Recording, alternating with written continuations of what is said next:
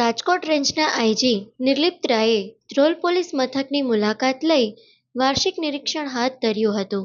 Dhrol police મથકે આગમન સમયે પોલીસ સ્ટાફ દ્વારા તેમને ગાર્ડ ઓફ ઓનર આપી સન્માનપૂર્વક સ્વાગત કર્યું હતું. મુલાકાત દરમિયાન નિર્લિપ્ત રાયે પોલીસ મથકના વિવિધ દપ્તરોની કામગીરી, ક્રાઇમ રજિસ્ટર તેમજ કાયદો અને વ્યવસ્થાની પરિસ્થિતિની વિગતવાર સમીક્ષા કરી હતી. પોલીસ કામગીરીને વધુ અસરકારક બનાવવા તેમજ કાયદો અને વ્યવસ્થા જાળવવા અંગે તેમણે અધિકારીઓ અને કર્મચારીઓને જરૂરી માર્ગદર્શન અને સૂચનાઓ આપી હતી.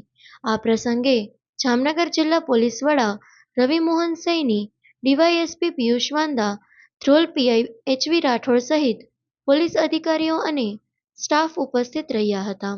રેન્જ આઈજીની મુલાકાત દરમિયાન પોલીસ મથકની કામગીરી અંગે જરૂરી ચર્ચા વિચારણા કરવામાં આવી હતી.